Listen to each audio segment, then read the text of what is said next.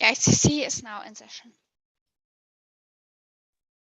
Thank you very much, and good morning, good afternoon, good evening, wherever you all are. My name is Maria O'Leary. I'll be presiding over this hearing today in the case of Prosecutor versus Gravis, where we have an admissibility and jurisdiction challenge of the defense that we'll hear from the parties, the prosecution and the defense. Before we get going, I would like to introduce my esteemed panel. They have the floor. Gleb Bogush will be judge today. So good morning, everyone. Good morning, everyone.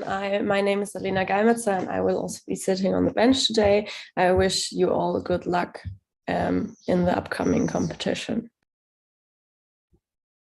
Thank you. So now we'll go to appearances of the parties. If the prosecution and then the defense can tell us who will be intervening for the arguments today and how you'll allocate your time. Prosecution. Thank you, Judge President. Good morning. My name is Wangari Kamau and my co-counsel is Albert Wangai. Of the 30 minutes that this court has allocated to us, I shall use the first 15 and my co-counsel shall use 10 minutes. We reserve 5 minutes for rebuttals. Thank you. Defense, appearances. Madam President, Your Excellencies, my name is Vijar Rekhi and I will be the first speaker on behalf of the defense. I'm joined by my co-counsel, Ali Arbi. I will be addressing the first two issues and I will be taking a total of 17 minutes in doing so, while my co-counsel will take the remaining 8 minutes. We'll reserve 5 minutes for our rebuttals. Thank you very much. Prosecution, you have the floor. Your Honors, when state officers open fire at unarmed individuals and they kill them, when we see scores of people dead on social media, these acts of violence are not just an assault upon the victims. They bear an impact on the international community as a whole, and we must ensure that those responsible are held to account. To this end, the prosecution wishes to make 3 claims. First, that this honorable court may rightfully hear this matter as it has the necessary jurisdiction, and particularly as it has subject matter jurisdiction as both the contextual and specific elements of genocide are present. Second, this matter would be admissible pursuant to Article 17. And third, that the suspect, Mr. Gravis, would be criminally liable in his capacity as a superior under Article 28. I shall present on the first 2 issues and my co-counsel shall present on the third issue. With regards to jurisdiction, the elements of temporal, territorial, and personal jurisdiction are unlikely to present challenge in this matter, as first, the actions pertinent to these proceedings were committed after the entry to force of the statute, and secondly, this matter is pursuant to a Security Council referral acting under Chapter 7 of the UN Charter, which mandates it to use instruments such as the ICC in situations which present a threat to the international peace and security, and as thirdly, Article 27 does provide for the irrelevance of official capacities before the ICC. With these preliminary points having been dispensed with, the prosecution would like to move on to the aspect of jurisdiction that is likely to present challenge, which is the subject matter jurisdiction. Subject matter jurisdiction entails 2 things, the contextual and the specific element. With regards to the contextual and specific elements of genocide, they are enunciated in Article 6 of the statute as well as the elements of the crimes. The specific element is that acts of violence described in Article 6A through E were directed towards a particular national, racial, religious, or ethnic group. To this end, the defense is likely to submit that the acts of violence by the security forces were directed towards the CNF as a political group. However, it is our position that these acts of violence were directed towards Castilians owing to their ethnic group membership and as an ethnic group, and thus this would constitute genocide. This ethnic group-based targeting is evidenced by 2 things. The first is in considering who the victims of these security forces were, and to that end, they were largely Castilian civilians. And secondly, is in considering the mission statement of these security forces. On the first indicator, which is considering the identity of the victims, Your Honors, if you may regard paragraphs 12 through 16 of the record with me, it is stated that of the 286 people who were killed, only 2 of them were CNF. There is the forcible transfer of Castilian girls, there is the kicking of pregnant women, and there is the creation of the famine in Castilla. At the ICTR Appeals Chamber in the residual mechanism case of Augustine Bizimungu versus Prosecutor was faced with such a similar scenario. And in paragraph 36 of this judgment, the court considered the fact that these acts of violence were largely directed towards unarmed civilians against whom no evidence could be adduced to show that they resisted in a way that would negative their non-combatant status, proved that this targeting was genocidal in nature. And secondly, as per the ICTR case of Prosecutor versus Jean-Paul Akayesu, the court considered that the targeting of women and children who would not ordinarily be a part of the hostilities points to an indication that these acts are intended to be genocidal in nature. Similarly, this court should consider that in the targeting of women and children, in the fact that these men were unarmed and they were all largely civilians, that this was essentially ethnic-based targeting and it was genocidal in nature. On the second indicator, which is considering the mission statement of the security forces, it is stated that in paragraph 11, Mr. Gravos convenes these forces and mandates them to use any and all necessary measures to eradicate this Castilian cancer. He refers to the CNF and the Castilian supporters as being a cancer that needs to be eradicated. In the same case of Augustine Bizimungu versus Prosecutor before the appeals chamber of the residual mechanism, the court considered that such reference, and in the case of Jean-Paul Akayesu in the case of Prosecutor versus Jean-Paul Akayesu before the trial chamber of the ICTR, the court considered such reference towards a primary enemy and an enemy supporter that needed to be eradicated.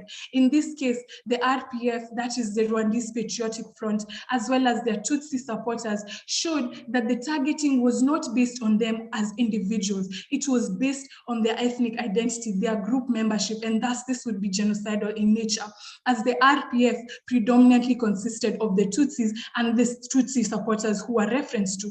Similarly, we find that the CNF comprises predominantly of Castilians as well as these Castilian supporters that they are referring to. Therefore, it is not that these people are targeted as individuals, they are targeted owing to their ethnic identity, and thus this should constitute genocide. Secondly, it is our submission that, contrary to any averment that the defense might make, that the Castilians are not an ethnic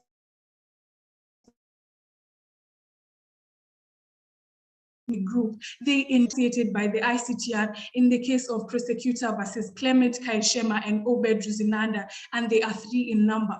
The first is the individual-based approach, which involves an assessment of what members of the group believe themselves to be and believing themselves to be distinctive.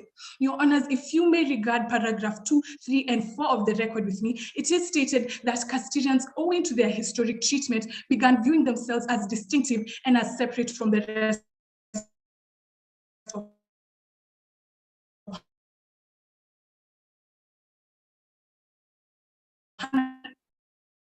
Counsel, we're having some technical difficulties. And the second subjective approach is the... Yes, Your Honor. If you could take one pause, we might have missed something in your last submission, because we had a little bit of a breakage, at least from my side. If you could maybe just repeat the last 2 lines or so of your sentences, thoughts. The second approach towards construing what a group is the perpetrator-based approach. And this involves the person who is committing these acts of violence, identifying a group as being distinctive and as being slated for destruction. To this end, in paragraph 10 of the record, Mr. Gravos identifies this Castilian cancer that he says needs to be eradicated. The third approach is the historical and cultural-based approach, which involves an analysis of the past of a group to find that it constitutes its own distinctive identity. Now, to this end, in paragraph 2 and 3 of the record, it is stated that Castilians historically occupied their own lands. They spoke their own distinctive language and engaged in their own distinctive forms of worship. Therefore, using all 3 approaches, we do find that Castilians are an ethnic group and they would be protected under the statute. Counsel, may I ask you one question? You refer to the contextual element of genocide, and I find helpful if you comment on the elements of crimes provision that requires that the conduct in question took place in the context of manifest pattern or similar conduct directed against the group, or the conduct that could itself affect destruction of the protected group. You mentioned two episodes, which could you comment from that perspective? So, what kind of evidence the prosecution has to prove that there is a context of that threatening the existence of the group? Thank you. Yes, Your Honor. As the judge has rightfully noted, there is the contextual aspect of the crime, and this entails three things. The first is whether the accused bore genocidal intent. The second is whether it was part of a manifest pattern of conduct, and the third is whether the conduct could eradicate the group in part or in whole. On to the question by the judge, which is on manifest pattern. Manifest pattern is indicated by three things. There is the consistency of the crimes that are committed, there is the magnitude of the crimes that are committed, and there is the planned nature.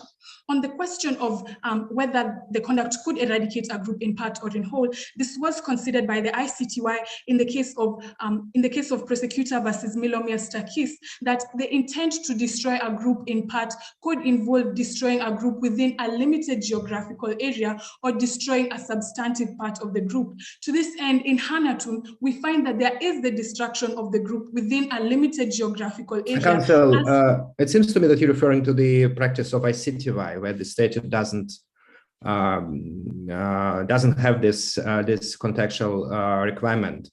So can you refer to the ICC cases, because it seems that the ICTY jurisprudence in this particular respect is not relevant? Yes, Your Honor.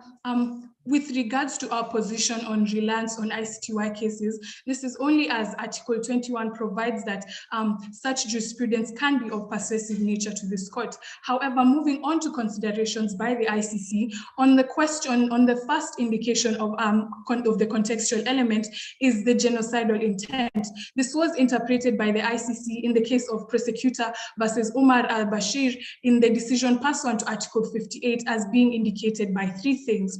The first is through official statements by the accused. The second is through whether there was a government strategy of concealing the nature of the crimes that are being committed. And the third is in considering the nature of the crimes. On the first indicator, which is the official statements by the accused, Mr.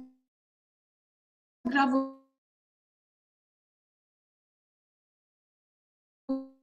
is said to refer to this Castilian cancer that he's in the case of Augustine Bizimungu versus Prosecutor before the appeals chamber of the res jure mechanism. In paragraph 38, the court considered that the accused had made this call on the MRND, that was the security forces allied with the presidency, to eradicate the Tutsi cockroaches, and they took up this statement verbatim while they went out into the commune killing the Tutsi civilians. The court considered the fact that they were even repeating this statement showed that he had a substantial influence on the conduct that eventually took part, and thus it took it essentially to have been a genocidal call. Similarly, we find that these SPG officers do take up the statement of Mr. Gravo's verbatim, and thus this essentially should also operate as a genocidal call.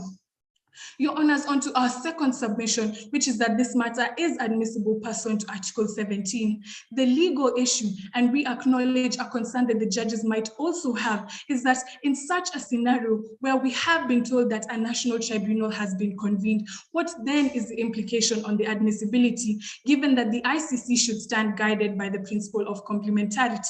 This position is not a new one for the ICC, and it was faced most prominently in the appeals chamber case of Prosecutor versus Omar al-Bashir versus Gaddafi, whereby the court found that essentially this position creates the question of whether a chamber can reasonably expect that the national investigations or proceedings will cover the same acts of crimes under Article 5 that are alleged to constitute the criminal responsibility of an accused. This brings us to the same person, same conduct test. It is elaborated on at great length in the ICC Appeals Chamber case of Prosecutor versus William Samuel Ruto, and it involves an analysis of whether the same person who is before the ICC is before the national courts for the same substantive conduct.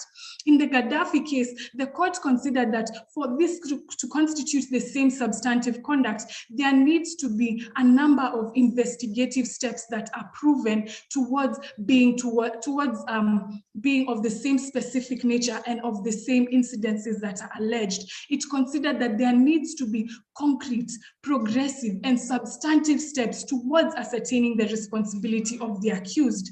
Your Honors, if we may regard our facts at hand, in paragraph 18 of the record, we are only told that a national tribunal has been convened, not that the national tribunal is specifically for the purpose of investigating Mr. Gravus, and not that the purpose is specifically for investigating genocidal acts. Can these steps be said to be a number of investigative steps? They cannot. Can this be said to be continuous conduct? It cannot. Can this be said to be substantive? It cannot. There needs to be evidence, there needs to be further evidence adduced. As was stated by Pretrial Chamber 2 in the case of Prosecutor versus Simone Bagbo before the ICC, in paragraph 77 of the judgment on Cote d'Ivoire's challenge, the court considered that a mere assertion that a state will investigate or will carry out proceedings does not discharge the burden of proving that a matter is inadmissible before the ICC. On to the second limb of our argument, which is that the state of Hanatun is unwilling to carry out investigations. This is evidenced when one of the following three scenarios are present: when there has been an unjustified delay, when proceedings are for the purpose of shielding an accused, or when proceedings are being carried out disgenuinely. To this end, there is such an unjustified delay in Hanatun. The question of unjustified delay was considered by the ICC in the case of Prosecutor versus Simone Bagbo, whereby there had been a delay of 20 months in Cote d'Ivoire. With the facts at hand, we find in paragraph 16 that the Security Council first made its referral as of September of 2019. Therefore, the state of Hanatun would have had notice of the suspected commission of crimes since 2019. However, it is only as of 2021, when this court is seized of the matter, that the state begins to take up action. This brings up a timeline of about 36 months of delay. If 20 months was previously considered to have been too much, what then of the 36 months that we have with the facts at hand? Your Honors, Counsel, can I stop you there and just ask you a quick question on the timing? By the submissions that we have, it seems that the state has some indication it will wrap up its investigation in the next month or so, in August. Does that make any impact on your submission about delay, or whether or not we could be looking at the case here? Your Honor, if I may have 1 minute to answer your question and to conclude my arguments. Your Honors, in fact, such an uncharacteristic hurriedness in carrying out prosecutions once the ICC is seized of a matter has been previously interpreted to prove that the investigations are not genuinely geared towards ascertaining the criminal responsibility of an accused. They show that the purpose of these investigations is essentially to shield them from action being taken up. And this comes from the same case of Prosecutor versus Simone Bagbo before Pretrial Chamber 2, whereby, and the court also stated in this same case, that a mere assertion that a state will investigate is not enough. There has to be proof or evidence adduced that enables a chamber to determine the contours of the case for it to be inadmissible before the ICC. Your Honors, as I wrap up, I would like to urge this court and to urge the judges as they retire to make their determinations that it should not be allowed, and it should never be, that the principles of complementarity and state sovereignty are abused in such a manner so as to facilitate the perpetration of impunity. With that, I would like to yield the floor to my co-counsel.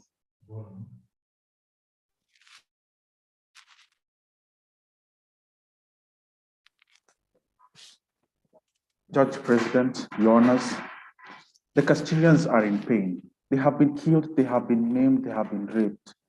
And they turn to you, Your Honors, and to this honorable court with hope and confidence that they shall get justice. My name is Albert Wangai, and I shall be submitting on the command responsibility of Mr. Gravus as counsel for the OTP. We submit that there is no grounds to believe that Mr. Gravus is responsible for the crimes of genocide caused and the pain caused by his subordinate group. Your Honor, Mr. Gravus has 3 subordinate groups. He has the NDS, the SPG, and the armed police. We submit that Mr. Gravus is responsible for the crimes of genocide committed by only the SPG and the armed police.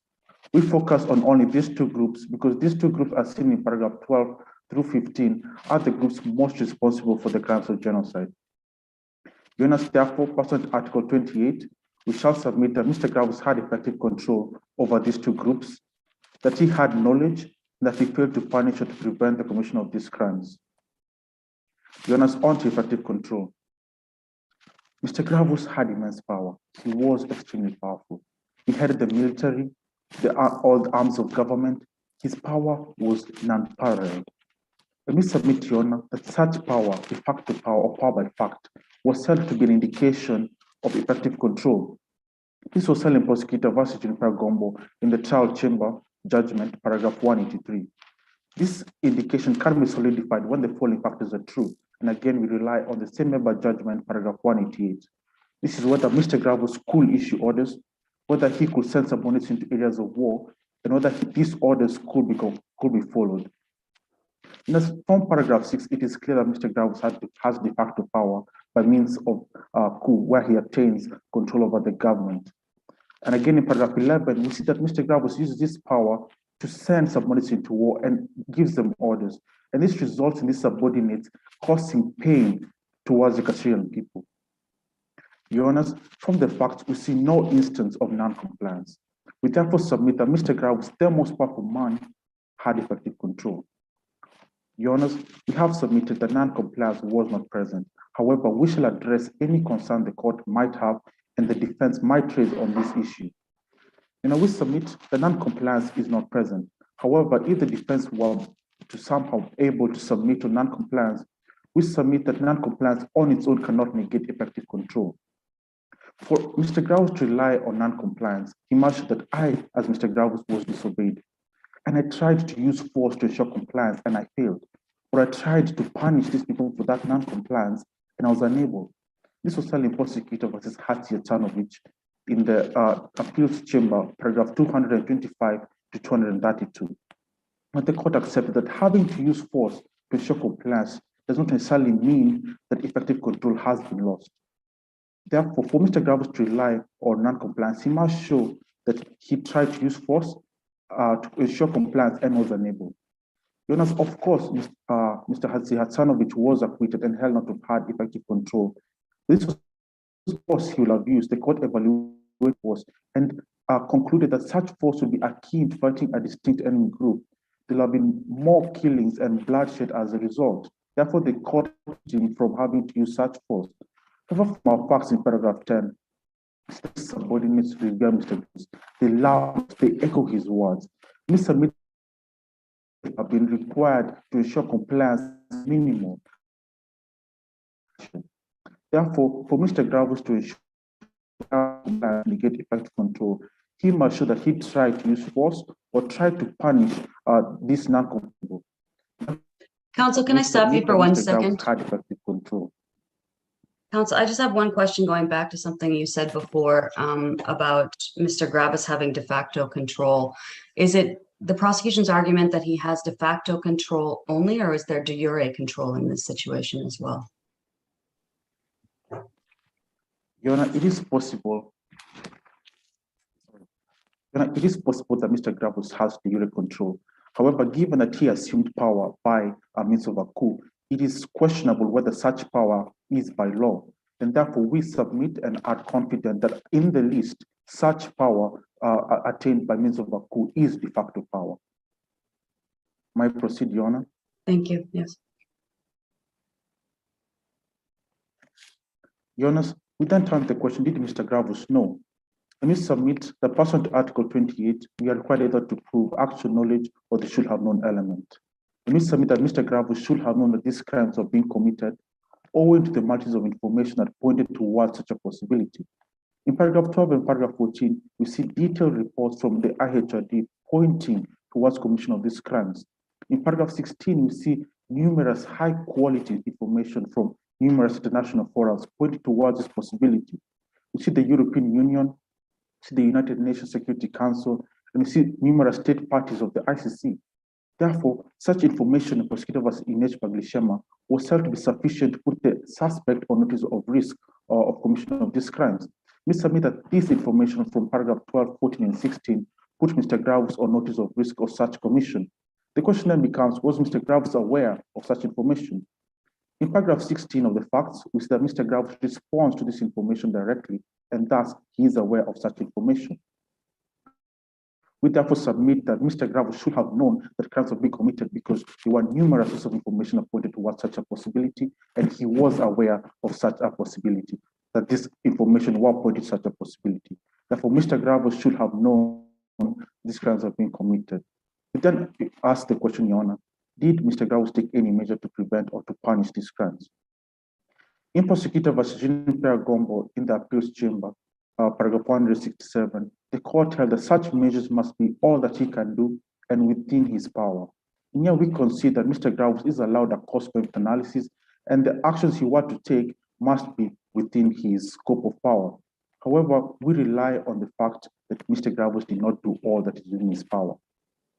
From the facts and evidence, we see no attempt whatsoever by Mr. Graves to prevent or to punish the commission of such crimes.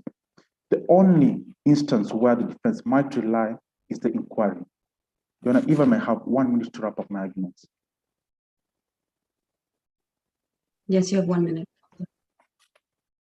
Your Honor, Mr. Graves, from the facts, we see no intention whatsoever to punish or prevent these crimes of genocide.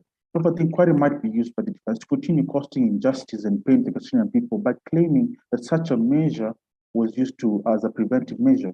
However, this fails on 3 fronts. Number 1, Your Honor, is this all that the most powerful man could do? Simply inquiry. We submit that such a powerful man could have done other preventive measures such as arresting these people or dispatching them from the army.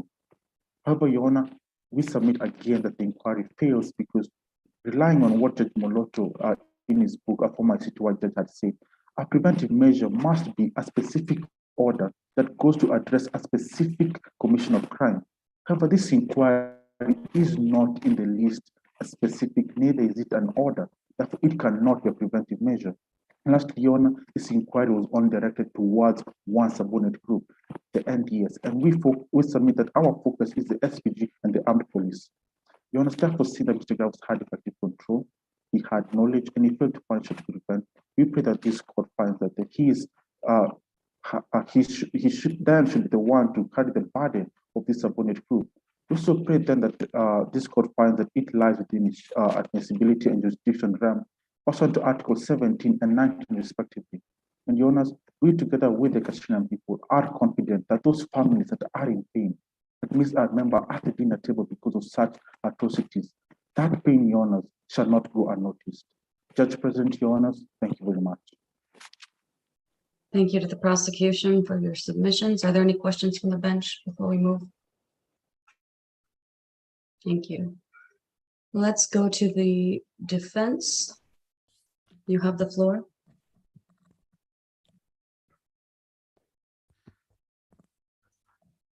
Your Excellencies, am I audible? Yes. May it please the court. Madam President and Your Excellencies, my name is Bijar Rekhi, and I appear alongside my learned co-counsel, Ali Arbi, acting as a defense for Mr. Graves. I will be taking a total of 17 minutes to provide that this case is inadmissible before this court and that this court lacks jurisdiction. My co-counsel will be taking an additional 8 minutes to provide that Mr. Graves is not criminally responsible for the alleged act of genocide under Article 28 of the Rome Statute. We will henceforth be reserving 5 minutes for our rebuttals. With the permission of this court, the defense would like to present its first submission.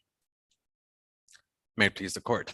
The defense maintains that the case at hand is inadmissible before this court as it is harmonious with the principles of complementarity as set out under Article 17 of the Rome Statute. The defense will now proceed to disprove the contentions of the prosecution as we provide there are in fact present and ongoing investigations in Hanaton, that those investigations encompass the same case and that the state is not unwilling to investigate. Our first submission is pertaining the two-step test as was recalled by the prosecution, where this court's jurisprudence has initially required a determination of whether there are present and ongoing investigations, and only when this is answered in the affirmative does the court move on to any further considerations. Now, this court, again, as the prosecution stated, has also required a certain degree of steps to substantiate those investigations, for which the prosecution has provided certain examples, referring to cases such as the case of William Samoei Ruto and the Kenyan admissibility cases. However, the defense provides that in that very case, the court initially stated that it welcomed the express will of Kenya to investigate.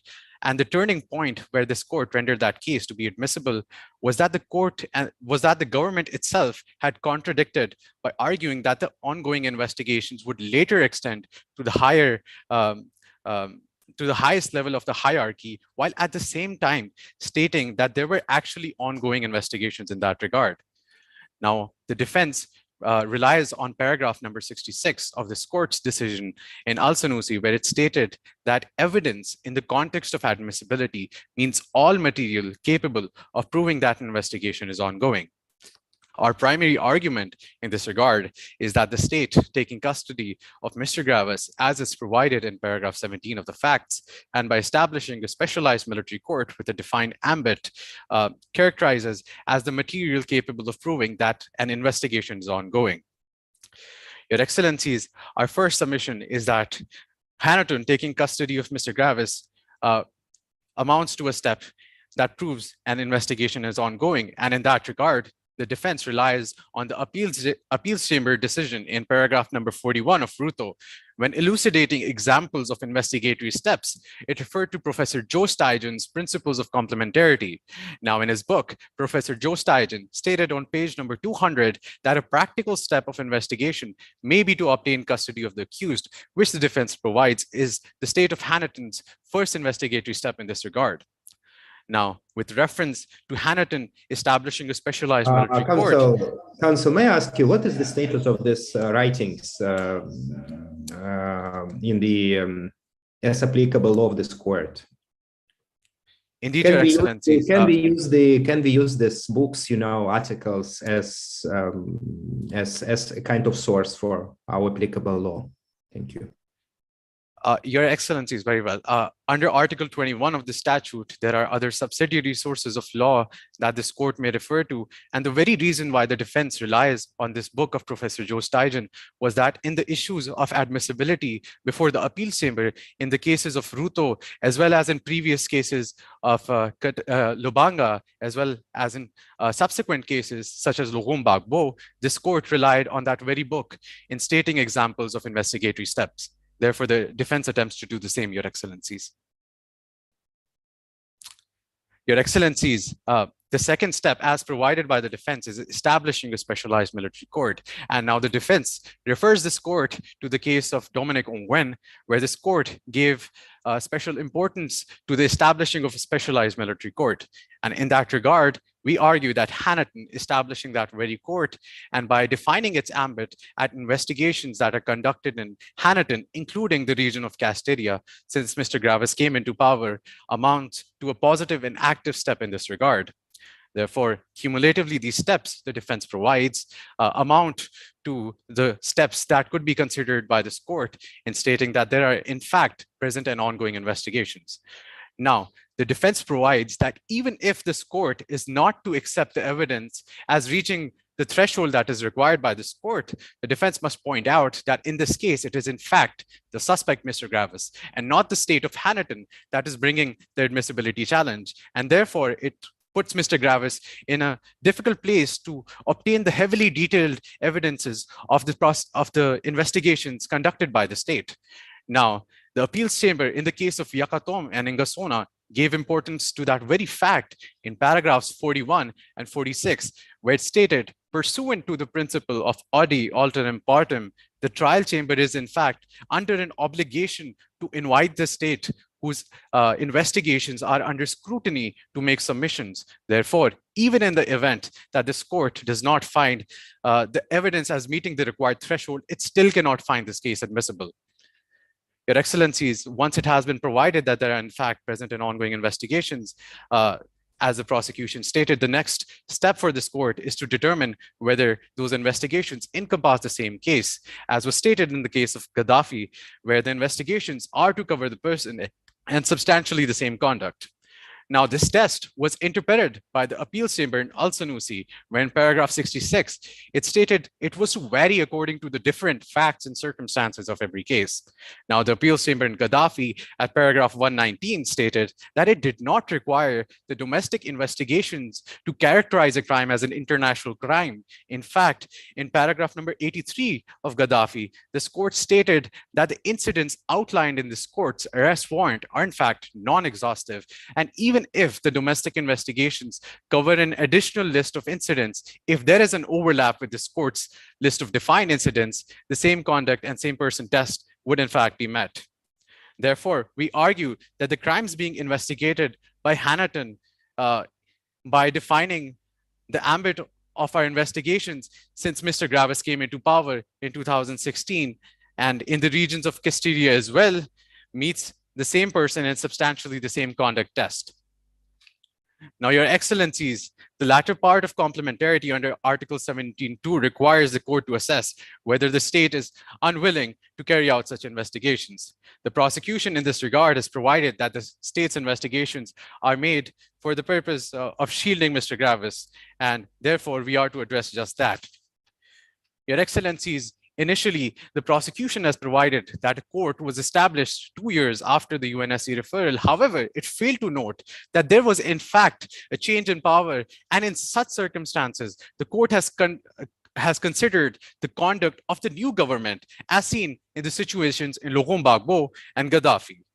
Now, the defense will address the issues of impartiality and shielding together as they have a similar criterion. With reference to shielding Mr. Gravis, the defense must draw this court's attention to paragraph 17 of the facts, where it is stated that Mr. Gravis's government was toppled by General Hitch, and he was arrested right after. Now, clarification number 3 also provides that the high-ranking military officials who recommended his release, and rightly so, Your Excellencies, still had no connection to this court. Therefore, it cannot plausibly be argued that the national proceedings are made to shield Mr. Gravis. Counsel, can I stop you right there? When you said you referred to the facts about the high-ranking officials asking for his release. You said, and rightly so. Can you explain why they were rightly so asking for his release, if the proceedings there are genuinely going forward? Absolutely, Your Excellencies. That has to pertain the fact that the defense provides the subject matter of this case, that is the crime of genocide, did not take place. And that brings me to my next submission, Your Excellencies. May it please the court. In addressing the jurisdiction of this court with regards to the case against Mr. Gravis, the defense, just like the prosecution, does not dispute the temporal, personal, or territorial jurisdiction of this court. We, in fact, take issue with the subject matter jurisdiction of this court. Our initial submission is with regards to the situations in Luz and Luzari, as is provided under paragraphs 12 to 14 of the facts, which primarily consists of the evidence provided by the IHRD. Now, Your Excellencies, the prosecution specifically relies on the case of Omar al-Bashir to substantiate its arguments. Now, other than the factual differences, the appeals chamber in that case adopted the opinion of the dissenting judge, Judge Anita Usachka, who stated in paragraph 34 of her opinion that once sufficient evidence is presented to render an inference of either genocide or genocidal intent reasonable, only then can a court be consent. Can a court state that there are reasonable grounds to believe that genocide and genocidal intent exists, which is exactly the mandate of this court. Your Excellencies, the prosecution brings about the unprecedented circumstances of our case, where but a single source of evidence, which constitutes hearsay, anonymous and uncorroborated evidence, is relied on to argue. Counsel, you refer to the case where there was this opinion was actually rejected not only by the also was lately was confirmed by the appeals chamber, but in our circumstances the ICC has already found reasonable grounds to believe that Mr.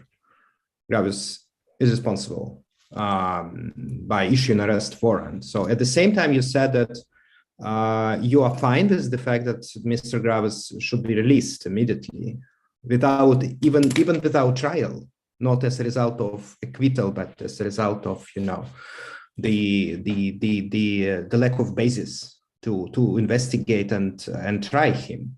Can you explain this argument again? Because I actually a bit puzzled because of this that you agree that he must be released immediately without a trial. That seems to be not logical. Your Excellencies, again, to address the first issue that Judge Anita Usachka's opinion was in the case of an arrest warrant under Article 58 of the statute. We are not equating our threshold of evidence to that. However, we are still providing that this is an unprecedented circumstance where only one source of evidence, which constitutes, again, hearsay, uncorroborated, and anonymous evidence, is relied to argue that the subject matter of this case, genocide, occurs. And even if this court is today to reject this case on the basis of subject matter jurisdiction, the prosecution is allowed to further initiate this case again when it has more evidence. And with that, regards to that, the defense will now proceed to substantiate this claim of ours. Your Excellencies, in furtherance of our submission, we rely on paragraph 23 of the Bemba case, where it was stated that for a court to justify that it has jurisdiction requires it to attain a degree of certainty that its jurisdictional parameters have been met. Now, the defense submits that any degree of certainty or even reasonable belief cannot be obtained in light of the evidence at hand. Now, in the Bagbo adjournment decision, Your Excellencies, arguments were made by the prosecutor for the existence of crimes against humanity based solely on anonymous hearsay NGO reports, United Nations reports, and press articles, not too dissimilar to our case. Yet the court stated at paragraph 36 that it was not able to attach much probative value to such, and that the court's sole reliance on these reports would be disadvantageous to the defense. Now, as regards the lack of corroboration of these reports, Judge Jeffrey Henderson, in his reasons for ending the case against Laurent Gbagbo, stated at paragraph 46 that while this court has no requirement for corroboration, evidence can still never be assessed in isolation. Now, to be corroborative and reliable, the evidence must come from a source independent of any evidence that it is supporting. Now, what is clear from the prosecution's adduced evidence is that all of it belongs to a single source, which is the IHRD, rendering it uncorroborated evidence, as well as hearsay. Now, as provided in paragraph 12 of the facts, the IHRD is a group of human rights defenders. Now, human rights defenders, as defined by the Special Rapporteur on Human Rights Defenders working under the auspices of the Office of the High Commissioner of Human Rights, stated that they are broadly people who promote human rights and that there is no qualification to be a human rights defenders. Your Excellencies, the prosecution's reliance on this evidence is contrasted by the case of Omar al-Bashir, the only case of genocide before this court, where the fact-finding institutions included the Security Council's International Commission of Inquiry on Darfur, the Human Rights Council's high-level mission on the human rights situation in Darfur, and as well as the UNHRC's group of experts on Darfur, which was composed of 4 UN special rapporteurs, among other professionals of very specific mandate and reliability. It is thus the defense's submission that even at this early stage, the court cannot be convinced by the deficient and lacking evidence adduced by the prosecution. Further, the defense provides Your Excellencies that the situations in Luz and Sicily, as is outlined in paragraphs 14 to 16 of the facts, do not amount to a crime of genocide as we examine similar scenarios. Now, Your Excellencies, in the case of Omar al-Bashir, this court referred to the ICJ's judgment in the genocide case, where the ICJ found that there was a deliberate targeting of civilian members in the cities of Sarajevo, as well as other cities. Yet, the court did not find that this targeting and that siege in particular was for the purposes of genocide. Rather, it stated that the siege, including the shelling of population centers, was in fact a tactic to force the Muslims and the Croats in that region to flee. Again, this whole situation in Sarajevo was examined by the ICTY in the case of Karadzic, where they stated in paragraph 1475 that it was satisfied that the siege in Sarajevo, which had constituents of shelling the inhabitants, was a siege of a period of more than 4 years, and the forces over there deliberately obstructed and attacked the United Nations human aid convoys. Yet the court stated that this had a number of objectives, one of which was indeed to stop the forces from inside the city from linking up with forces outside of this city. And similarly, in our case, Your Excellencies, we provide that the blockades were to contain an imminent threat to the national security of the Republic of Hanaton. And any subsequent worsening of conditions in this regard was concurrent with the economic crisis in the whole of Hanaton deteriorating. Therefore, we provide that the situations in Luz and Luzari could by no stretch meet the requirements of deliberately inflicting life conditions for the purposes of genocide. Now, to address, can I stop you there, though? And you just explained sort of a comparison with the case from ICTY in particular, Karadzic. If we're not meeting, it's not meeting the level of genocide, do some of those crimes then meet the level of crimes against humanity? Your Excellency, could you repeat that question? The crimes that you've described there, if they didn't rise to the level of genocide, could rise to a level of crimes against humanity. Is that the case here? Your Excellencies, again, as it is stated, any of the crimes conducted in the present case were in furtherance of a military objective. And again, a discussion of whether it could arise to a crime against humanity or any other crimes under Rome Statute would only be an issue if such charges were brought by the prosecution, yet the only charges at the case in hand are charges of genocide. Your Excellencies, again, to provide that the crimes of humanity also adopts different contextual elements such as widespread and systematic in nature, and those are not an issue here or has not been argued by the prosecution. Your Excellencies, just to move briefly some of my arguments, my final submission is regards to the characterization of the CNF or Castilians, in fact, as a group protected by genocide. The prosecution provided that under the statute, national, ethnical, racial, or religious groups are protected. And it is provided that this list is exhaustive, and the Travel Preparator of the Genocide Convention rejected the inclusion of any social or political groups. Now, our argument, Your Excellencies, is relying on the case of Akayesu, as was done by the prosecution as well, where at paragraph 515, they stated that only stable groups, the membership of which was, for example, determined at birth, was taken into account in characterizing a group as a group protected by genocide. Now, we argue that CNF is a political group and it is in opposition to the government, and any opposition as provided by people who are included in this group would not characterize it as a group that is protected by genocide again. And Your Excellencies, our second... Counsel, may I stop you here? You actually, the prosecution, as far as I remember, not mentioning SNF as a protected group.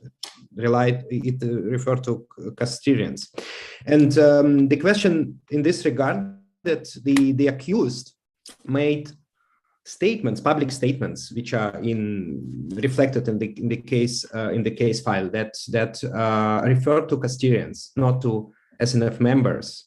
And we also have evidence that the soldiers, the members of NDS chanting "Castilians are cancer." So that's how this goes with your argument. Could you please address this piece of evidence? Absolutely. Absolutely, Your Excellencies. The prosecution's first submission in this manner was relying on the case of Kaishima and Ruzindana in stating that a subjective perception of a perpetrator can be taken into account. Yet, in the latter cases of Stakic and Popovich, the appeals chamber clarified that the subjective stigmatization of a perpetrator cannot be the sole way of inferring that a group targeted is a group targeted by genocide. And again, as reference to paragraph number 14 of the facts, Your Excellencies, when Mr. Gravis was referring to the group, he was doing so in the context of CNF, as the facts provide. Initially, he states that the CNF conducted those crimes, and Castilians was a reference to CNF. And again, words are not enough to suffice a person's genocidal intent or characterization of the group, as was seen in the case of Vujadin Popovich, where Popovich used the term Balia, which meant dirty and disgusting people in reference to the people, to the Serbians in that case. Yet the court stated that it did not form as part of a decisive factor. And laterally, the last submission of the council in this case, Your Excellencies, is they've characterized Castarians as a whole group, but the clarification number 1 provides that Castarians not only include the Utati speaking people, but as well as the minority living inside that state. And in the case of Omar al-Bashir, the court required that in such circumstances, different charges be brought against different groups. And therefore, in no way can this group be characterized as such. Your Excellencies, I see that my time has elapsed, and therefore I would like to invite my co-counsel to proceed with his submissions, unless this court has any further questions. May it please the court.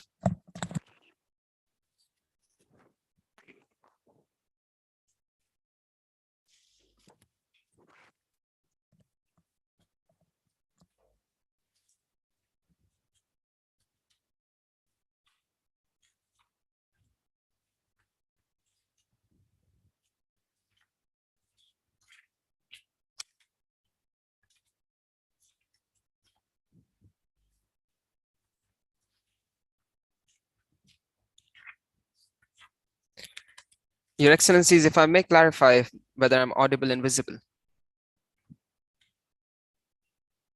Yes.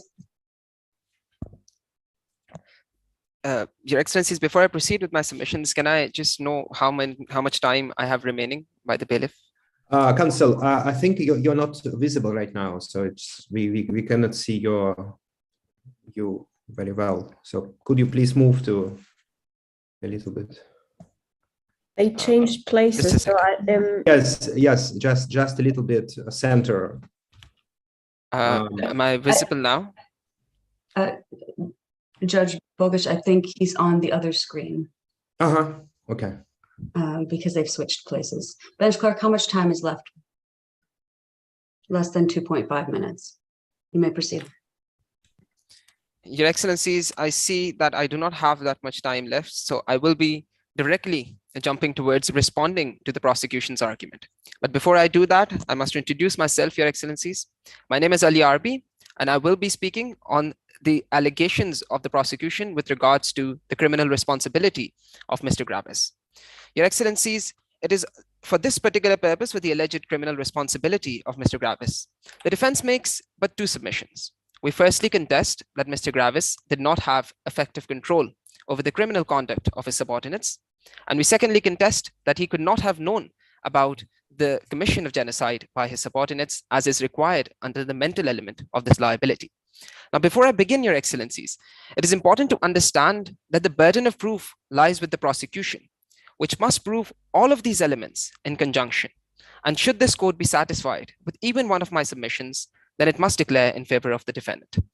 Your Excellencies, the prosecution has clarified that Mr. Gravis had effective control over the SPG and the police department. But that is very convenient on their part when the very evidence on the basis of which they have made their submissions, that is the IHRD reports and the counterterrorism campaign, indicates that it was the NDS which was actively involved in the commission of these crimes. And it is our submission that Mr. Gravis was far removed from the chain of command of his subordinates, because this court must consider the evidence and not the substantive law, as has been clarified by the ICTY in Prosecutor against Mucic at paragraph 256. And the matter of the facts indicate, Your Excellencies, that the police department, that the SPG and the NDS, the effective control over the subordinates and actions of these subordinates rested with the heads of these security divisions. This is firstly evident by the police department at paragraph 8 of the record, where the police arbitrarily blocked the entrances to the Castilian parliaments, and there exists no order from Mr. Gravis to do the same. And then again at paragraph 15 of the record, when the police arbitrarily blocked the exits of the Castilian province. Yet once again, the prosecution has failed to provide a single piece of evidence that would indicate any order given by Mr. Gravis to do the same. On the contrary, it is the defense's submission that Mr. Gravis merely required the police to provide. Your Excellencies, I see that my time has elapsed. If I may just quickly wrap up my submission. You can finish your sentence, counsel. Your Excellencies, and the police department, without, on the contrary, the only evidence of that Mr. Gravis required, what Mr. Gravis required of the police department was to merely provide logistical support to the other 2 security divisions. And Your Excellencies, just for a last sentence with regards to the should have known element, the prosecution has stated that the international community condemned the genocide. Yet that is incorrect, Your Excellencies, because at paragraph 16 of the record, it is clearly stated that the international community only condemned the famine that took place in Luz and Sicil, and not the genocide that took place in Luz and Lazari, the basis of which has not been commented by the international community and for which Mr. Gravis could not have known, which is evidenced by the Exhibit 1, which indicates that Mr. Gravis was assured that merely arrests were taking place and that civilians were protected. And the date of that Counsel, exhibit is I'm going to have to ask you to close your submissions. You'll be allowed some rebuttal time afterwards if you need to submit further on this. Your Excellencies, could you repeat that? I said I need you to conclude. Okay, Your Excellencies. And with that regard, Your Excellencies, it is our submission that based on the date of that exhibit, that is the 16th of July 2019, Mr. Gravis could not have known about the same. And once again, if this court is satisfied with even one of my submissions, then it must find in favor of the defense. I conclude my submissions, Your Excellencies. Thank you very much, Counselor in Defense. If there's any rebuttal from the prosecution.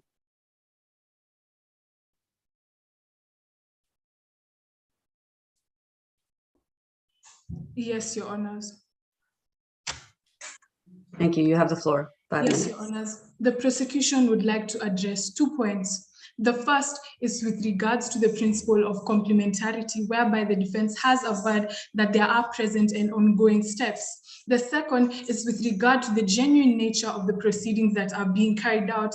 And the third is with regards to Exhibit 1, that he could not have known of the situation in Hanaton. With regards to complementarity, we note that the defense has relied heavily on scholarly writings in place of actual ICC jurisprudence. We find the appeals chamber case of Omar al-Bashir, we find the Thomas Lubanga case, we find the Ruto appeals chamber case, and we find the Simone Bagbo case. In all three of these cases, the chambers pronounced themselves that essentially the position of the ICC with regards to the same person, same conduct test is that it should be able to trace the contours of the case. To this end, the requirement is that there is specificity in the investigations that are ongoing. There needs to be a number of investigative steps. These steps need to be demonstrated to be continuous, they need to be progressive, and they need to be substantive. The defense has only relied on the fact that he has been taken into custody to show that these have been met. However, what is there to evidence that this is substantive, that the investigation is going on substantively? What is there to evidence that there are a number of investigative steps? What shows that they are continuous? What shows that they are progressive?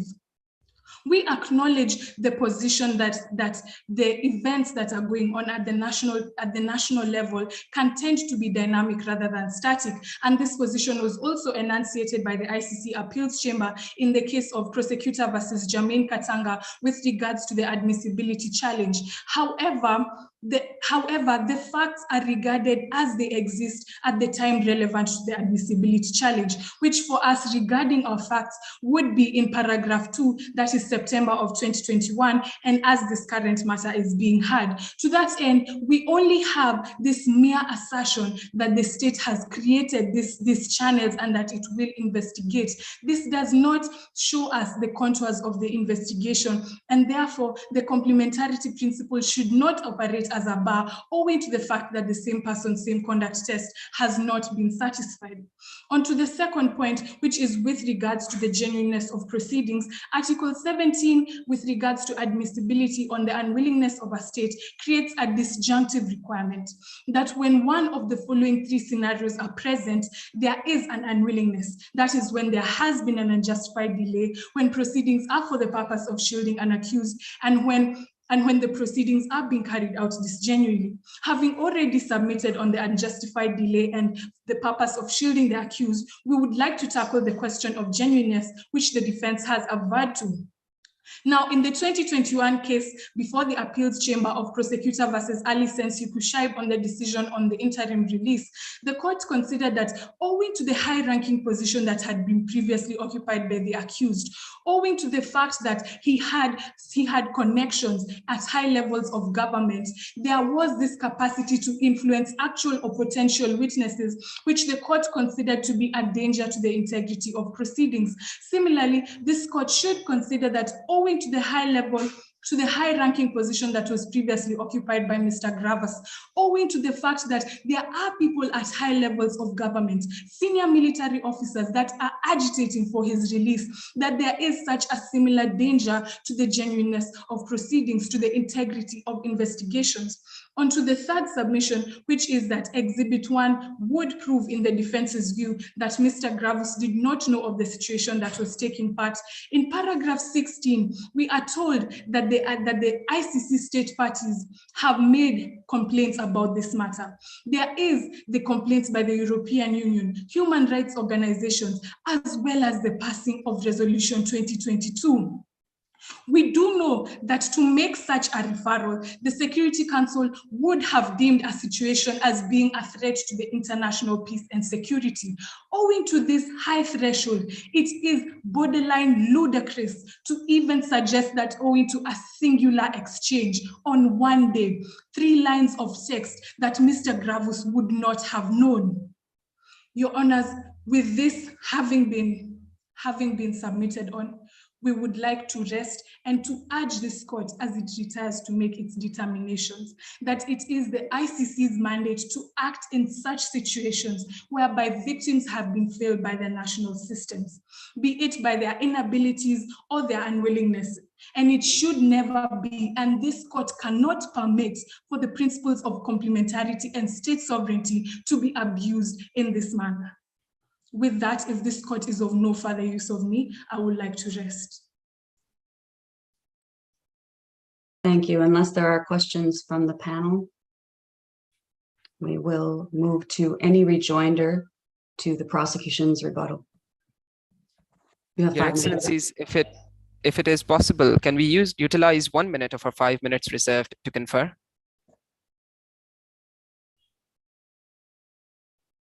Your Excellencies, am I audible? I'm not certain. Yes, you're audible. I'm not certain on the rules on that, actually. Your Excellencies, no worries.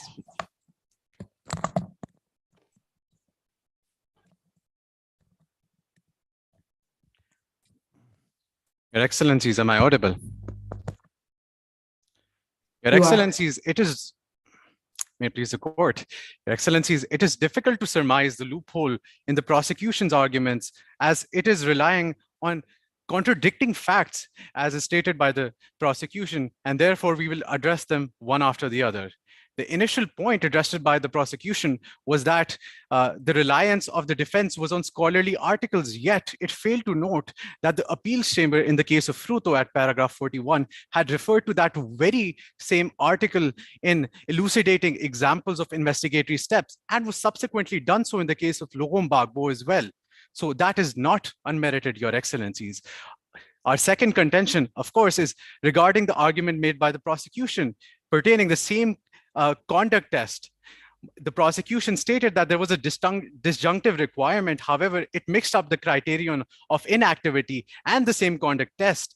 And it is provided by the defense, as was done in our submissions as well, that contours of a case are not a set requirement, as was stated by the appeals chamber in Gaddafi at paragraph 119, that even if there was a certain overlap of incidents defined by this court and the ones defined by the domestic investigations, the same case and the same conduct test would be met. As regards to the final issue, it was stated in the most recent case of Yakatom and Ingasona that if the state party whose submissions, whose investigations are under scrutiny is not invited to make submissions, this court cannot rule on admissibility in the absence of such, and such was negligently ignored by the prosecution counsel. Furthermore, the prosecution also provided that there was an unjust delay which pertains the willingness of a state to investigate, but as was stated by the counsel for the defense, and I will do so again, courts in situations where there's a change in power takes into account certain situations of the same sort, as was done in the case of Nuremberg Moot, as was done in the Kenyan situations. And if this court takes into account that there was a change in government, the defense notes that in paragraph 16 of the facts, it only took General Hitch, the new head of state, 3 months to initiate investigations with that regard. Your Excellencies, furthermore, we provide that The prosecution relies on the fact that high-ranking military officials recommended the release of Mr. Gravis and relies on mere sentiments. However, it fails to note once again that those high-ranking military officials, as provided in clarification number 3, had absolutely no connection to the court itself and therefore would not have a bearing in this matter. Your Excellencies, once again, it is reminded that shielding a person, as stated in the case of Al-Sunusi, was only to be done in proceedings which are the equivalent of sham proceedings that are concerned with the person's protection, which does not appear to be the case at hand. Finally, addressing the issue of criminal responsibility of Mr. Gravis, the prosecution once again misstated that exhibit number 1 stated about any outrage by the international community when it only comments on the arrests done so. And it is in fact paragraph 16 of the facts which comments on the international outcry, and the international community, however, in this case, still only condemned the situations in Luz and Sicily and urged the government to feed the people of Castelia, which again the defense has provided had nothing to do with any of the alleged killings, but rather had to do with the economic situation in the whole of Hanaton deteriorating. Finally, the counsel for the defense provides that this is again an unprecedented circumstance where only one source of evidence is used to substantiate arguments to prove that the subject matter of this course, the crime of crimes, which is genocide, has taken place, and such cannot be done by this court, Your Excellencies. With that, the defense rests its case. May it please the court. Thank you, Counselor. Are there any questions from the bench? Thank you very much. We will now take a moment to adjourn to deliberate with the bench. And when we've come to some conclusions, we will return and discuss them. So thank you very much for your interventions, and we'll see you in a moment.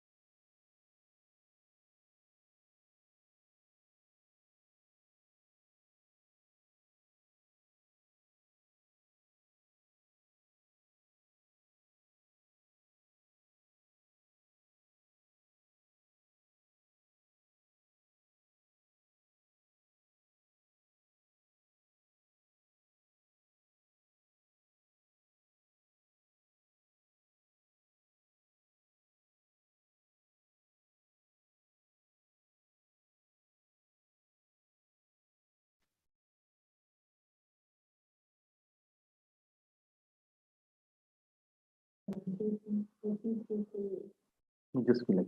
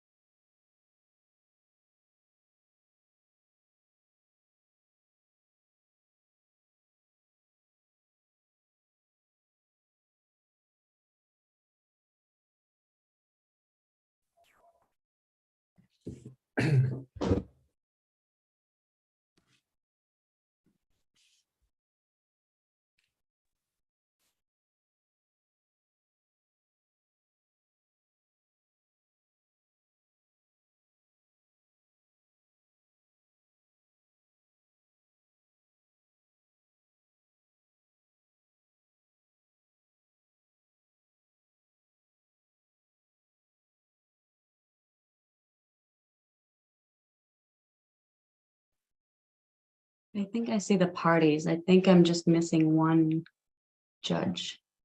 We can't quite. I'm here. I just got a work call, so I just have to take this. You can give feedback and I will jump in later. Very good. Thank you then. We'll get started with providing some feedback, and then we will get to, of course, the winning team for this round. So let me just give the floor over to my fellow judge who's not on a work call. Thank you very much, Judge O'Leary, and actually, I thank the teams. It was a pleasure to hear you today, and actually, I've been impressed by your preparation to this round, to this competition generally. So I think the both teams have been prepared very well. You know the facts, you know the law. I would just limit myself. You have a kind of good round. It was, there was a fair competition. You both had good thoughts, good arguments. I just make just a few comments for improvement. So I think the both teams have problems with the management of the case, especially the time, what we call time management. So actually, you have issues in the case, and you have to deliver your submission in 25 minutes, which is actually enough to do. And you didn't have too many questions actually, so it was fair to say that you had time. But however, your distribution was quite surprising. So it's understandable that you have some preferences and some stronger arguments, but it seems that some arguments that you have to submit, you didn't have time. So that's the case, especially striking with the defense team, because you actually the second speaker just didn't have time to deliver. I'm not even saying about answering questions, because there was just no time to do this.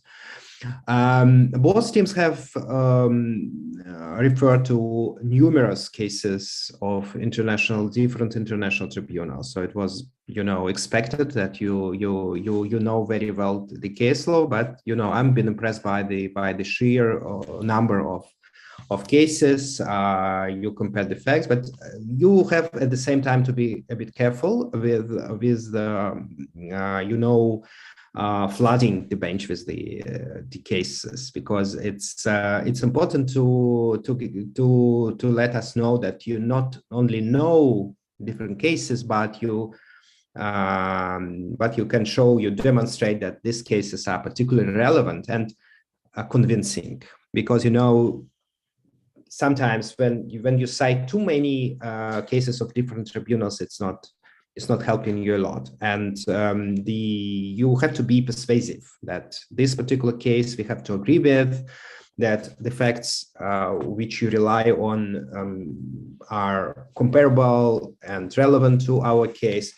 And you should also know that some judges may be aware of the cases that you're referring to. So it's always tricky because there are no there can be similar cases, but at the same time they are different. We always have different facts. We always have different legal reasoning in this case. So case law is important, but you have to be a bit careful with this.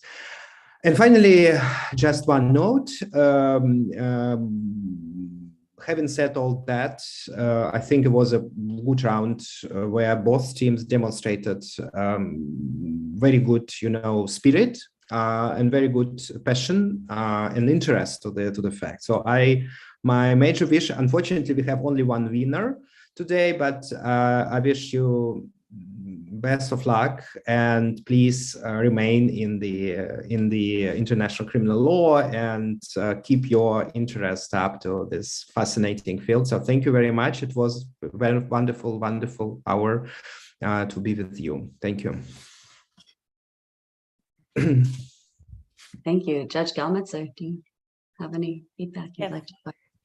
I would first start off by saying that you were all really good, and you were really researched, and everybody could feel and hear that you did your research on the facts and you had your arguments prepared, but you're in the last 16 rounds. So unfortunately, there's only one winner, but both teams were really good, unless you wouldn't have made it this far. So to give you a little advice on especially timing, I think you both could work on a little bit of your timing, especially the first speaker is always in the position to have all the time they want, but on the other hand, they lose the time for their second speaker. And this is a really delicate situation, and it's really unfortunate for the second speaker if they are left with no time at all or very little time. And I think you could deal with that a little better, especially since you didn't get a lot of questions, and this could increase. There could be more questions, and you still would have to finish in time and leave time for your second speaker. So maybe you could work on answering your questions a little shorter and a little more to the point, and then get back to your argument. And sometimes just it's better to move on for yourself than to get stuck in answering the question, because if you get stuck there, the judge notices and maybe asks another question. And then you are stuck there again and you don't get to move on. And this is what you could work on maybe, and also work on structuring.